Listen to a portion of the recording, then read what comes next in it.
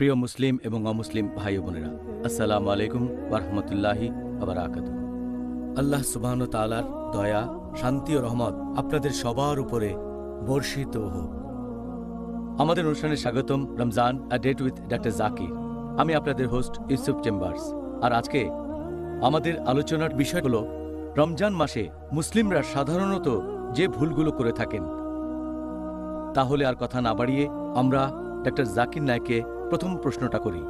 Doctor Zakir, মুসলিমরা যে প্রত্যেক রমজান মাসে সেই আগের ভুলগুলোই বারবার করছে, এর পেছনে কারণটা আসলে কি? আলহামদুলিল্লাহ, ওয়াসসালাতু ওয়াসসালাম আলা রাসূলিল্লাহ ওয়া আলা আলিহি ওয়া সাহবিহি আজমাইন।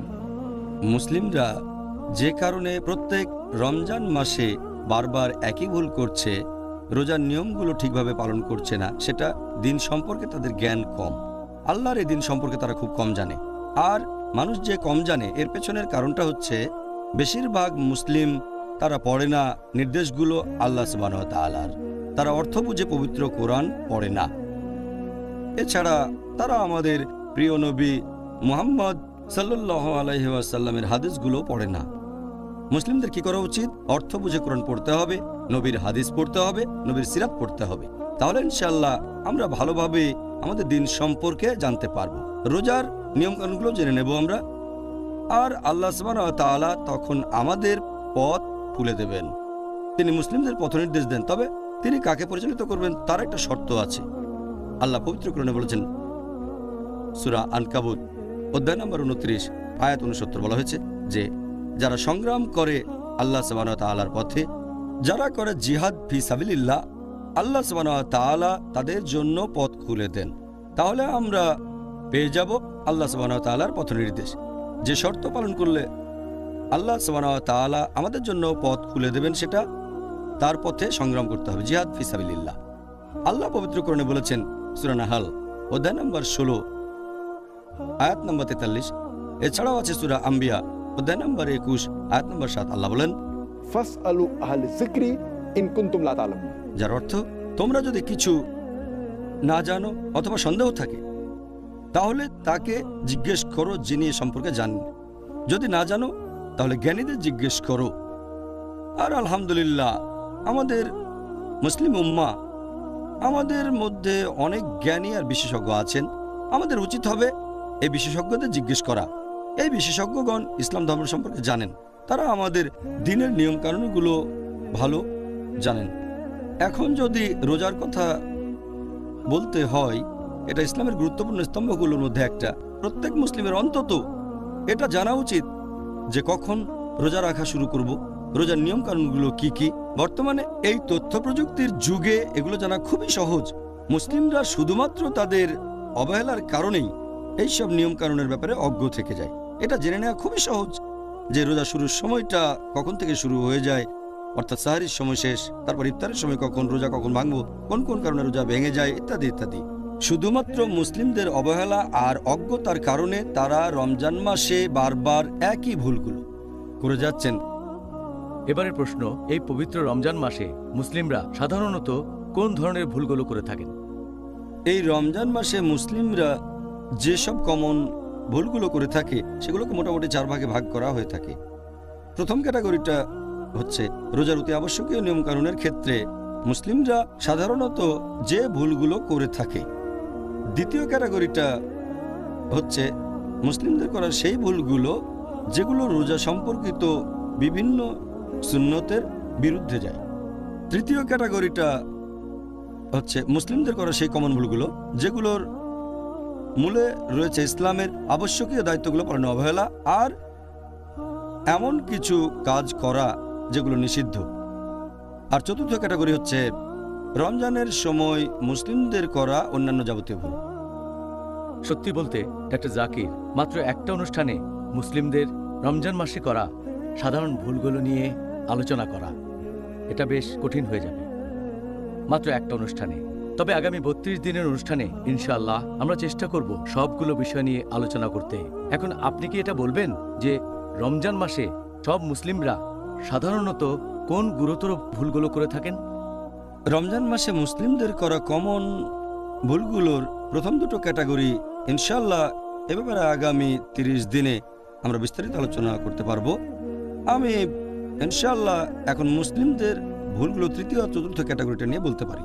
3 আর 4 নম্বর ক্যাটাগরি নিয়ে কথা বলার আগে আপনি কি 1 আর 2 নম্বর ক্যাটাগরির সাধারণ ভুলগুলো সম্পর্কে কিছু বলবেন?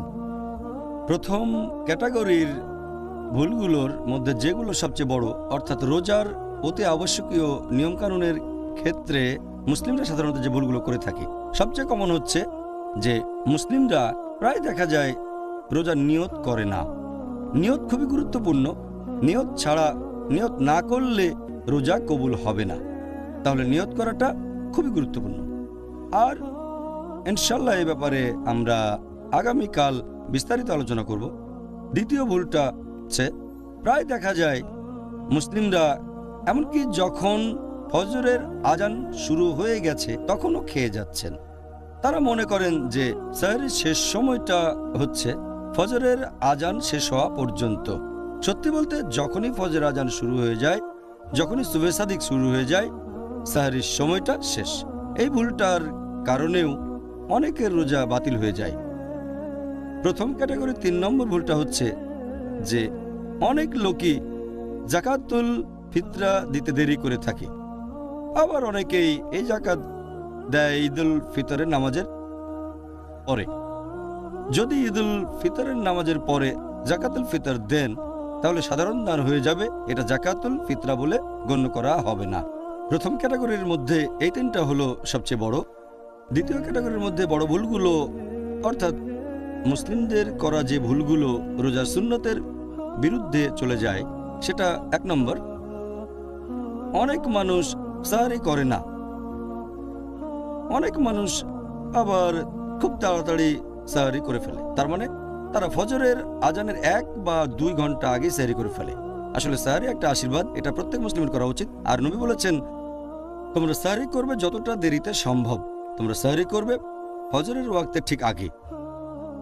এই ক্যাটাগরিতে করা মুসলিমদের তৃতীয় ভুলগুলো হচ্ছে যে দেরি করে তাদের রোজা ভাঙে, ইফতার করতে দেরি করে। আমাদের নবী মুহাম্মদ সাল্লাল্লাহু আলাইহি ওয়াসাল্লাম বলেছেন যে তোমরা যত তাড়াতাড়ি ইফতার করবে সেটা ততই ভালো হবে।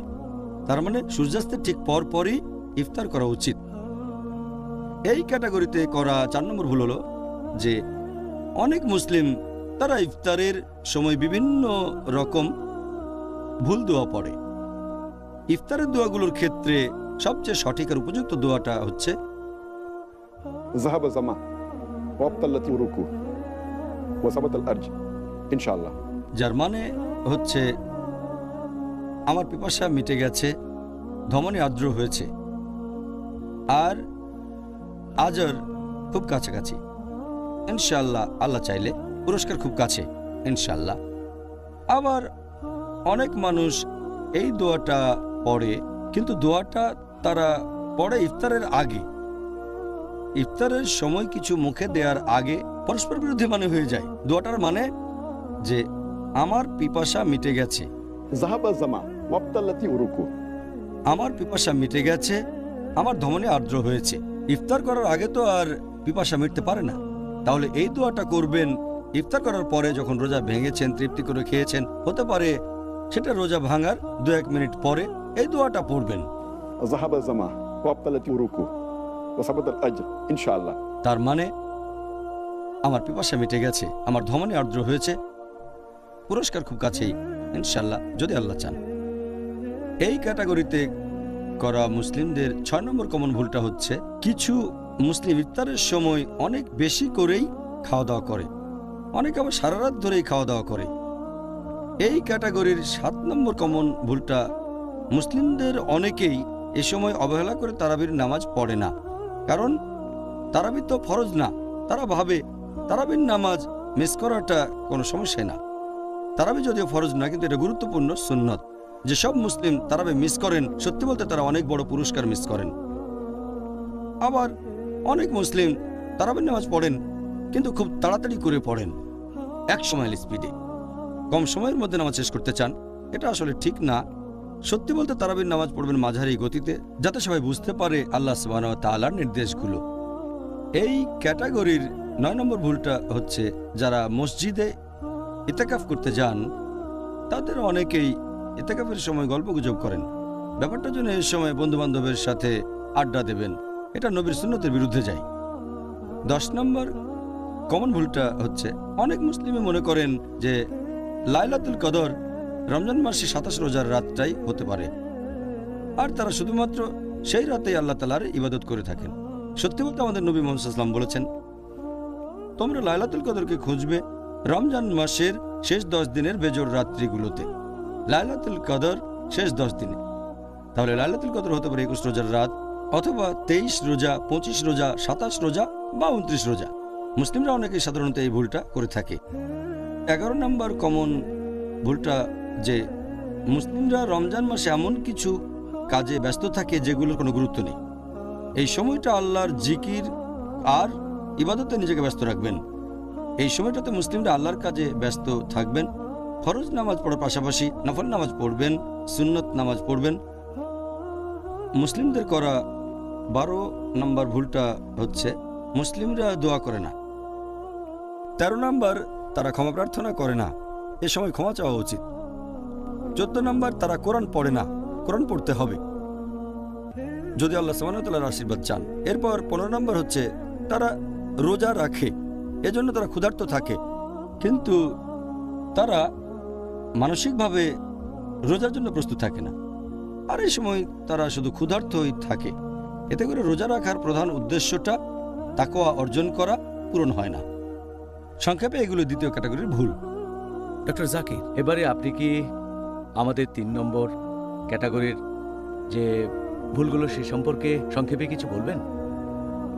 রমজান মাসে মুসলিমদের করা ভুলগুলোর তৃতীয় ক্যাটাগরি, অর্থাৎ ইসলাম ধর্মের আবশ্যক বা ফরজ কাজগুলোর প্রতি অবহেলার কারণে যে ভুলগুলো, এর একটা যে মুসলিমদের অনেকেই সারা রাত জেগে থাকে, তারপরে তারা সাহরি করে, আর এই মানুষগুলো ফজরের নামাজ পড়ে না। ফজরের নামাজ মিস করা একটা গুনাহ। অনেকে এমনটা করে, সারা রাত জেগে থাকে, সারাদিন ধরে ঘুমায়, এভাবে জোহর আর আসরের নামাজও মিস করে ফেলে। এটা বেশ বড় গুনাহ। আশীর্বাদ পেতে যাচ্ছেন কিন্তু আবশ্যক কাজটা বাদ দিয়ে দিচ্ছেন, যেটা পুরোপুরি নিষিদ্ধ। আবার অনেক মুসলিম জাকাত দেয় না, যদিও তাদের জাকাত দেওয়া উচিত। জাকাত হলো ইসলামের একটা অংশ। এখন যেসব মুসলিমের সঞ্চয়ের পরিমাণ নিসাব লেভেলের উপরে, তার মানে যাদের সঞ্চয় 85 গ্রাম স্বর্ণের চেয়ে বেশি, তারা প্রতি হিজরি বছরে এই উদ্বৃত্ত সম্পদের 2.5% দান করবে, এটাকে জাকাত বলে। এই ক্যাটাগরির চতুর্থ ভুলটা হচ্ছে অনেক মুসলিম জাকাত দেন, তবে সঠিকভাবে জাকাতটা হিসেব করে দেন না। এরপর ইসলামে নিষিদ্ধ বিভিন্ন কাজ করার মাধ্যমে মুসলিমরা রোজার সময় যেসব ভুলগুলো করে থাকে, সবচেয়ে কমন হচ্ছে আসলে এই কাজগুলো সবসময় নিষিদ্ধ মুসলিমদের জন্য, হোক সেটা রমজান মাস বা অন্য যে কোনো মাস। তবে রোজার সময় বেশি সাবধান থাকবেন যেন এই কাজগুলো সারা জীবনে কখনো না করেন, আর রমজানে আরও বেশি সাবধান থাকবেন। সবচেয়ে কমন 1 নম্বর, অনেক মুসলিমই পেছন থেকে নিন্দা করে, মিথ্যা কলঙ্ক ছড়ায়। পেছনে নিন্দা করা খুব বড় গুনাহ। আল্লাহ পবিত্র কোরআনে বলেছেন, সূরা হুজুরাত অধ্যায় 49 আয়াত 12, যারা পেছনে নিন্দা করে তারা যেন তাদেরই মৃত ভাইয়ের মাংস খায়। তাহলে পেছন থেকে নিন্দা করা আর কুৎসা ছড়ানো খুব বড় গুনাহগুলোর একটা। এই ক্যাটাগরির দ্বিতীয় ভুলটা হচ্ছে যে মুসলিমদের অনেকেই এ সময় মিথ্যে কথা বলে, রমজান মাসেও তারা মিথ্যে কথা বলে। তৃতীয় ভুলটা হচ্ছে তারা এ সময় গালমন্দ করে, এটা সমর্থন করে না ইসলাম, গালমন্দ করা। চতুর্থ ভুল, তারা অশ্লীল কথা বলে। পঞ্চম ভুল হচ্ছে এ সময় তারা গল্প গুজবে মেতে ওঠে। ষষ্ঠ ভুল হচ্ছে অনেক মুসলিম বিভিন্ন নিষিদ্ধ কাজ করে। সপ্তম ভুল, অনেক মুসলিমই সময় কাটানোর জন্য মিউজিক বা গান শোনে, যে গানগুলো ইসলামিক না, এগুলো নিষিদ্ধ ইসলাম ধর্মে। আর 8 নম্বর কমন ভুলটা হচ্ছে অনেক মুসলিম সময় কাটানোর জন্য তারা টিভিতে এমন অনুষ্ঠান দেখে যেগুলো ইসলামিক না, on Islamic cinema. 9 number common ভুল, যেগুলো মুসলিমরা করে সেটা অনেক মুসলিম এ সময় পড়ে অনইসলামিক ম্যাগাজিন, অনইসলামিক বই, অনইসলামিক গল্প। এগুলো নিষিদ্ধ ইসলাম ধর্মে। 10 নম্বর কমন ভুল যেটা করে মুসলিমরা এই রমজান মাসে, অনেক মুসলিমই ইন্টারনেটে অনইসলামিক ওয়েবসাইটে যান, এটাও নিষিদ্ধ ইসলামে। 11 নম্বর কমন ভুলটা হচ্ছে যে তারা অনেক বেশি খরচ করে, তারা হিসেব ছাড়া খরচ করে। 12 নম্বর ভুল, অনেক মুসলিম খাবার নষ্ট করে। এই হচ্ছে সংক্ষেপে রোজার সময় তৃতীয় ক্যাটাগরিতে পড়া মুসলিমদের বিভিন্ন ভুল, অর্থাৎ এমন কাজ করা যেগুলো ইসলামে নিষিদ্ধ আর সেগুলোকে অবহেলা করা যেগুলো ফরজ ইসলামে। এখন ডাক্তার জাকির, মুসলিমরা সাধারণত রমজান মাসে আর কোন ভুলগুলো করে থাকেন? রমজানে মুসলিমরা অন্যান্য যেসব ভুলগুলো করে, মানে চতুর্থ ক্যাটাগরি, এখানে 1 নম্বর ভুলটা হচ্ছে যে মুসলিমদের অনেকেই সারা রাত ধরে জেগে থাকে আর সারাদিন তারা ঘুমায়। তারা রাতের বেলায় সব কাজ করে আর দিনে ঘুমায়। তারা বানিয়ে নিচ্ছে রাতকে দিন আর দিনকে রাত, এতে রোজার উদ্দেশ্যটা পূরণ হচ্ছে না। এই ক্যাটাগরির দ্বিতীয় ভুলটা হচ্ছে যে মুসলিমদের অনেকেই তারা অলস বসে থাকে, দিনের বেলায় কোনো কাজই করে না। এটা সম্পূর্ণভাবে রোজার আসল উদ্দেশ্যের বিরুদ্ধে। 3 নম্বর কমন ভুলটা হচ্ছে যে মুসলিমদের অনেকেই দিনের বেলায় সময় কাটান বিভিন্ন রকম খেলাধুলা করে, দেখে, আনন্দ বিনোদনে, এতে উদ্দেশ্যটা পূরণ হচ্ছে না। 4 নম্বর কমন ভুল, মুসলিমরা অনেকেই জাঁকজমকপূর্ণ ইফতার পার্টি করেন, এভাবে অনেক টাকা খরচ করেন, সেটা লোক দেখানোর জন্য। 5 নম্বর কমন ভুল যে মুসলিমদের অনেকেই তারা তাদের পরিবারের মহিলাদেরকে ইফতার আর সাহরির জন্য অনেক পদের রান্না করতে বলে থাকে সবসময়। এতে করে পরিবারের মহিলারা তাদের বেশিরভাগ সময়টা কাটায় রান্নাঘরে। সত্যি বলতে এ সময় পরিবারের সবাই বেশিরভাগ সময় কাটাবে আল্লাহকে স্মরণ করে, আর পরিবারের মহিলারা যদি বেশি করে দোয়া করে ইনশাল্লাহ এতে পুরুষরাও উপকৃত হবে। মহিলারা তাদের জন্য দোয়া করবে ইনশাল্লাহ। 6 নম্বর কমন ভুল হচ্ছে যে মুসলিমদের অনেকেই এই রমজান মাসে বাড়ি মেরামত আর কেনাকাটায় ব্যস্ত থাকে, বিভিন্ন কাজে সময় ব্যয় করে, আল্লাহকে স্মরণ করে না। 7 নম্বর কমন ভুল হচ্ছে যে মুসলিমদের অনেকেই তারা কি করে, রাতের বেলায় আল্লাহ তাআলাকে স্মরণ করে না, এমন কাজে ব্যস্ত থাকে যেগুলো আনপ্রোডাক্টিভ। যেমন ধরেন তারাবির পরে তারা বিভিন্ন আলাপ আলোচনা করে সময় নষ্ট করে, এটা 8 নম্বর। 9 নম্বর হচ্ছে মুসলিমদের অনেকেই তারা অনেক রাত আর রাতের বেশিরভাগ সময়টা কেনাকাটা করে। 10 নম্বর কমন ভুল হচ্ছে মুসলিমদের অনেকেই রাতের বেশিরভাগ সময় খাওয়া দাওয়া করে থাকে। 11 নম্বর, আমাদের মুসলিমদের অনেকেই রাতের বেলায় বাইরে গিয়ে ঘোরাঘুরি করে বেড়ায়। 12 নম্বর কমন ভুলটা হচ্ছে পবিত্র রমজান মাসের শেষ 10টা দিন, এই দিনগুলোতে মুসলিমদের আরো বেশি করে ইবাদত করা উচিত, কিন্তু বেশিরভাগ মুসলিমই এ সময় ব্যস্ত থাকে কেনাকাটায়, আনন্দ করায়, ঈদের জন্য তারা প্রস্তুত হতে থাকে। এ সময় তারা এমন কাজের সাথে জড়িত থাকে যেগুলো আনপ্রোডাক্টিভ, যে সময় তাদের উচিত ছিল ইবাদত করা। এই হলো রোজার সময় করা অন্যান্য ভুলগুলোর কয়েকটা, আর আমি আশা করবো ইনশাআল্লাহ মুসলিমরা ভবিষ্যতে এই ভুলগুলো থেকে বিরত থাকবেন ইনশাআল্লাহ আজমাইন। এবারে পরের প্রশ্নটা হচ্ছে, আপনি এরকম কোনো ভুলের কথা কি বলতে পারেন যেগুলো হয় দেশ অথবা কালচারের প্রভাবে? এতক্ষণ যে ভুলগুলোর কথা বলেছি এগুলো পৃথিবীর প্রায় মুসলিমরা করে থাকেন। কিছু ভুল আছে যেগুলো হয়তো বিশেষ কোনো দেশের মুসলিমরা করেন বা বিশেষ কোনো কালচারের, যেমন ধরেন ভারতীয় উপমহাদেশে, তার মানে ভারত, পাকিস্তান, বাংলাদেশে রমজান মাসে মুসলিমদের অনেকেই রাতের বেলায় নাইট ক্রিকেট খেলে। তারা রাতের বেলায় ক্রিকেট খেলাতে ব্যস্ত থাকে, ইবাদতে ব্যস্ত থাকে না, আল্লাহর ইবাদত করে না। এই রাতের বেলায় ক্রিকেট, এটা ভারতীয় উপমহাদেশে বেশ কমন ব্যাপার। আপনারা যদি আরব দেশগুলোতে যান, বিশেষ করে মধ্যপ্রাচ্যে, সেখানে অনেক অফিসেই, অনেক কর্মক্ষেত্রেই, যেমন দোকান, মার্কেট, তার টাইমিংটা বদলে ফেলে।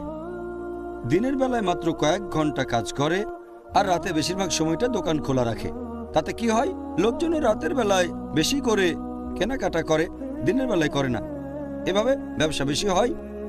এতে করে কি হচ্ছে, এ সময় মানুষ কেনাকাটা নিয়েই ব্যস্ত থাকছে, আল্লাহ তাআলাকে স্মরণ করছে না, বিভিন্ন দোকানে কেনাকাটা আর খাওয়া দাওয়ায় ব্যস্ত থাকছে তারা। আর এছাড়াও যেসব লোকজন এইসব দোকানে চাকরি করে তারাও রাতে কাজ করতে বাধ্য হচ্ছে, কারণ তাদের ডিউটি। তাহলে এই লোকগুলো তাদের কর্মচারীদেরও বাধা দিচ্ছে, আল্লাহ তাআলার ইবাদত করতে দিচ্ছে না। কর্মচারীরা বাধ্য হচ্ছে কাজ করতে, তারা বাধ্য হচ্ছে এমন কিছু কাজ করতে যেগুলো সুন্নত অনুযায়ী নয়। ডক্টর জাকির, আপনি কি নবী মোহাম্মদ সাল্লাল্লাহু আলাইহি সাল্লামের এমন কোনো গুরুত্বপূর্ণ সুন্নাহর কথা বলতে পারবেন যেগুলো মানুষ রোজা ভেঙে যাওয়ার আশঙ্কায় পালন করে না? হ্যাঁ, এরকম কিছু সুন্নত আছে আমাদের নবীর যেগুলো মুসলিমরা বাদ দেয়, এটা মনে করে যে রোজা ভেঙে যাবে বা মাকরু। আর রোজার সময় আমরা আমাদের নবীর সবচেয়ে গুরুত্বপূর্ণ যে সুন্নতটা বাদ দিই সেটা মেসওয়াক ব্যবহার করা, দাঁত পরিষ্কার করার জন্য। অনেক মুসলিম মনে করে যে এটা ব্যবহার করাটা হলো মাকরু। এর কারণটা হচ্ছে নবী মুহাম্মদ সাল্লাল্লাহু আলাইহি সাল্লামের একটা হাদিস, এই হাদিসটার উল্লেখ আছে সহিহ বুখারীতে, খণ্ড নম্বর 3, বুক অব ফাস্টিং, 1904 নম্বর হাদিসে আছে। আমাদের নবী মুহাম্মদ সাল্লাল্লাহু আলাইহি ওয়াসাল্লাম বলেছেন, আল্লাহর নামে শপথ করে আমি বলছি, তার হাতে রয়েছে মুহাম্মদ সাল্লাল্লাহু আলাইহি ওয়াসাল্লামের রূহ, যে রোজদার মানুষের মুখের গন্ধ আল্লাহ তাআলার কাছে কস্তুরীর গন্ধের চেয়েও বেশি মিষ্টি। এই হাদিসের উপর ভিত্তি করে অনেক মুসলিম ভাবেন যদি মেসওয়াক করেন তাহলে রোজদারের মুখের গন্ধটা বা যে গন্ধটা আর থাকবে না, তখন এতে আল্লাহ সন্তুষ্ট হবেন না, এটা মনে করে মেসওয়াক করেন না। এই মুসলিমরা এটা বুঝতে পারে না যে আমরা যখন মেসওয়াকটা ব্যবহার করি এতে মুখের সেই গন্ধটা, দুর্গন্ধটা দূর হয় না, যেটা মানুষ সাধারণত পছন্দ করে না। রোজদারের মুখের গন্ধটা, মেসওয়াক মূলত গাম পরিষ্কার করে, দাঁত পরিষ্কার রাখে, এতে করে দাঁত সুস্থ সবল থাকে, কিন্তু এতে দুর্গন্ধটা দূর হয় না, বিশেষ করে যদি সেই লোক রোজা রেখে থাকে। এছাড়াও এটা নবীর একটা সুন্নত। নবী মুহাম্মদ সাল্লাল্লাহু আলাইহি ওয়াসাল্লাম তিনি বলেছেন, এটা আছে সহিহ বুখারীতে, খণ্ড নম্বর 2, হাদিস নাম্বার 887। আমাদের নবী মুহাম্মদ সাল্লাল্লাহু আলাইহি ওয়াসাল্লাম বলেছেন যে যদি এটা আমার উম্মতদের জন্য কঠিন না হতো তাহলে প্রত্যেক নামাজের আগে আমি তাদের জন্য এই মেসওয়াক ব্যবহার করাটা বাধ্যতামূলক করে দিতাম। যেমন অজুর সময় মেসওয়াক ব্যবহার করা, নামাজ পড়ার আগে যেমন অজু করতে হয়, ঠিক তেমনি যদি উম্মতদের জন্য কঠিন না হয়ে যেত তাহলে নবী মেসওয়াক করাটাও আবশ্যক করে দিতেন। তিনি এখানে কোনো রকম ব্যতিক্রমের কথা বলেননি। সেরকম হলে তিনি বলতেন মেসওয়াক তাদের জন্য আবশ্যক করে দিতাম শুধু রমজান মাস বাদে। এই গুরুত্বপূর্ণ সুন্নাহ এটা যদি রোজার সময় মাকরু হতো অথবা রোজা ভেঙে যেত তাহলে নবী আমাদের অবশ্যই জানাতেন। এতে প্রমাণ হয় যে এটা গুরুত্বপূর্ণ সুন্নাহ যেটা মুসলিমদের পালন করা উচিত, রমজান মাসে পালন করা উচিত। মেসওয়াক করলে রোজা ভেঙে যায় না, এটা মাকরু না, এটা হচ্ছে মুস্তাহাব, উৎসাহিত করা হয়েছে। আরেকটা গুরুত্বপূর্ণ সুন্নাহ যেটা মানুষজন এড়িয়ে চলে আর তারা মনে করে যে এতে রোজা ভেঙে যাবে, কবুল করা হবে না, সেটা হলো নাকের ভেতরে পানি দেয়া, পানি দিয়ে নাক পরিষ্কার করা, যেটা করা হয় বিশেষ করে অজুর সময়। তাই অনেক মুসলিম যখন অজু করে তখন নাকের কাছে পানিটা আনে, তারপর নাকের ডগায় একটু ছুঁয়ে দেবে, ভেতরে পানি ঢুকিয়ে নাক পরিষ্কার করে না, ভেতরে তারা পানি নেয় না, যেটা অজুর সময় করা আবশ্যক। তারা ভাবে নাকে পানি ঢুকালে রোজা ভেঙে যায়। নাক থেকে পানি যদি কণ্ঠনালীতে চলে যায় তাহলে রোজা ভেঙে যাবে, কিন্তু এই সম্ভাবনাটা আসলে খুবই কম। আমাদের নবী মুহাম্মদ সাল্লাল্লাহু আলাইহি ওয়াসাল্লাম বলেছেন, এটা একটা সহিহ হাদিস, সুনান আবু দাউদ, খণ্ড নম্বর 2, হাদিস নাম্বার 2360। আমাদের নবী বলেছেন, যখন তোমরা ওযু করবে নাক দিয়ে বেশি করে পানি নাও, শুধু রোজার সময় বাদ।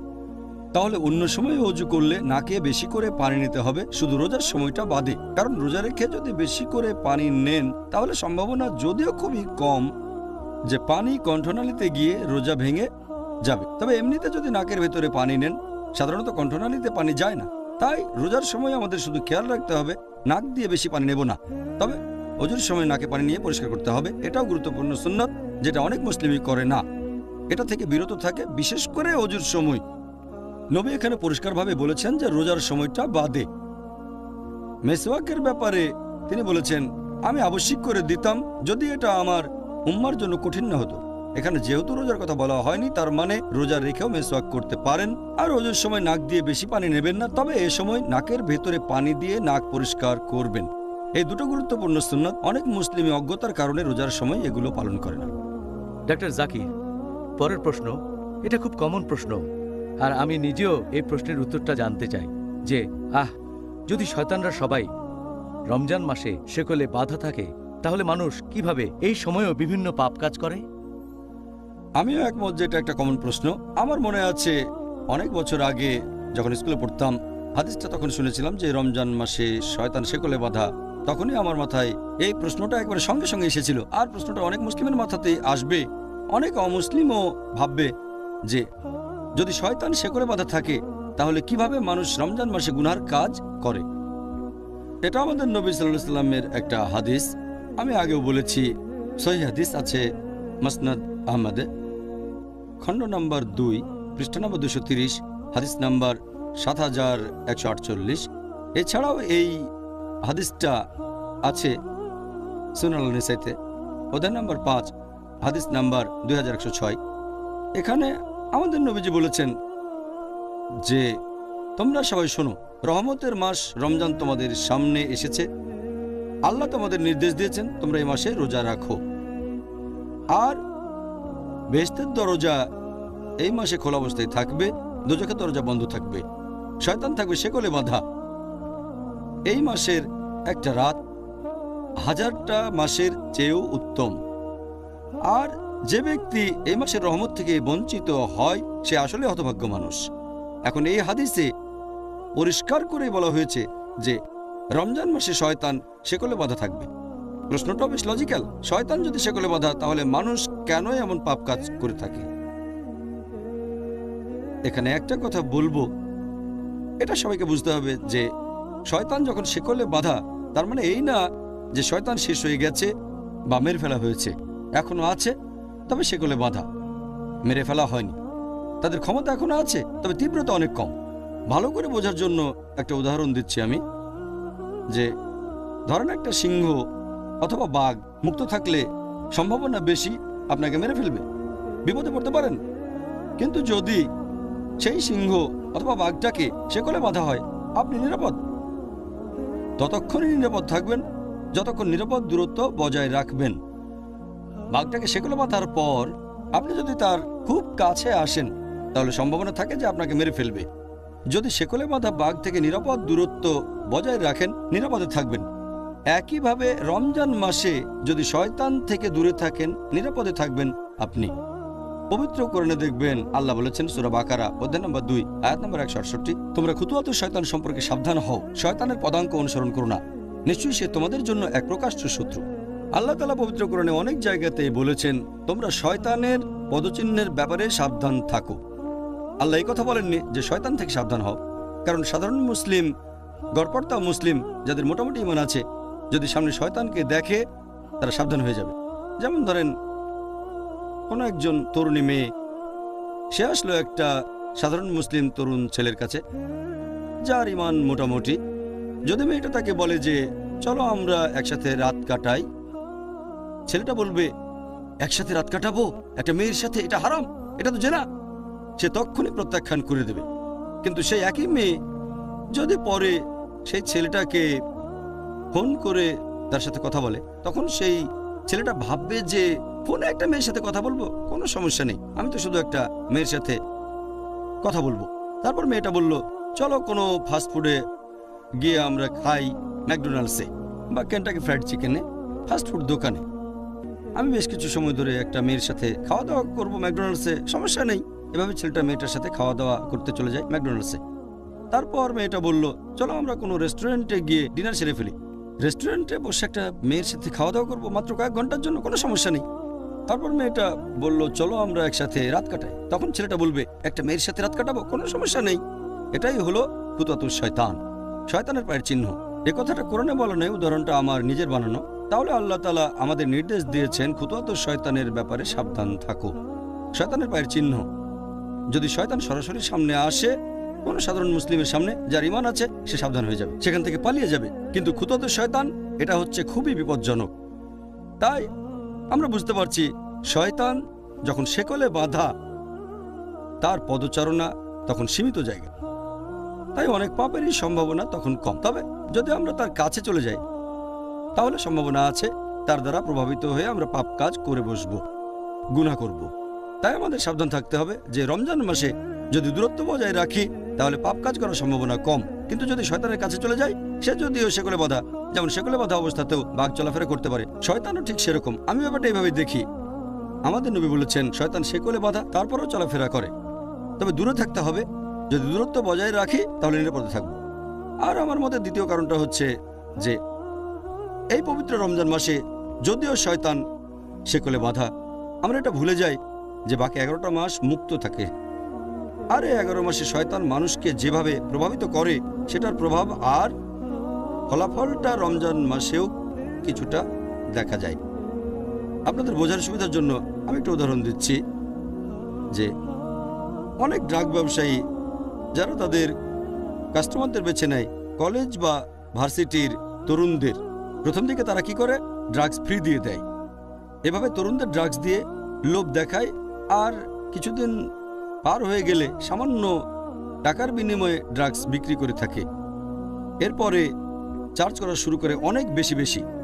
তবে ততদিনে তরুণরা সে ড্রাগসে আসক্ত হয়ে গেছে। যদি সে ড্রাগস ডিলার সেখানে নাও থাকে, তারা খুঁজে বের করবে তাকে, যেখানে থাকুক খুঁজে বের করবে, কারণ ড্রাগস তখন লাগবে।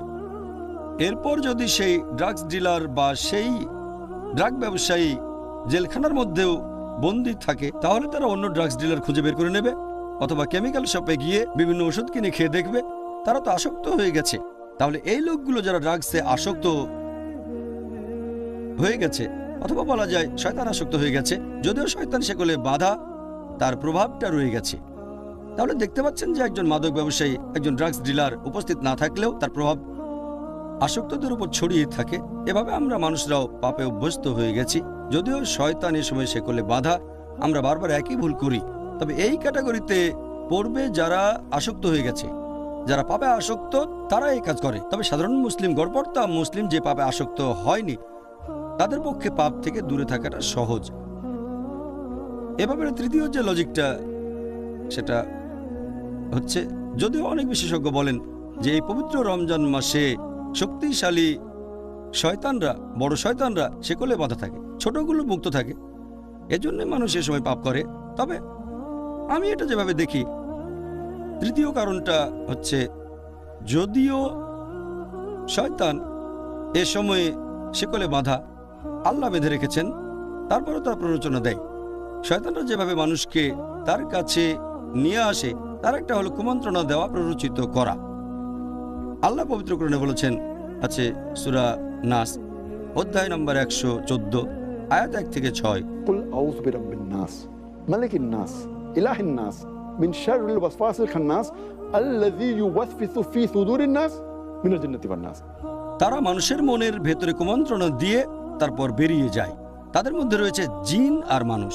এখানে পবিত্র কোরআন আসলে শয়তানের কথা বলছে, যারা মানুষের মনে কুমন্ত্রণা দিয়ে তারপর বেরিয়ে যায়। আর এই সব শয়তানের মধ্যে রয়েছে জিন আর আছে মানুষ। তাহলে হয়তো আল্লাহ সুবহানাহু ওয়া তাআলা সেগুলো আটকে রেখেছেন সেই শয়তানদের যারা জিন, কিন্তু মানুষরা তো থাকে মুক্ত অবস্থায়। তাহলে শয়তানদের মধ্যে যারা জিন তারা আটক থাকে, তবে শয়তান তো মানুষের মধ্যেও রয়েছে।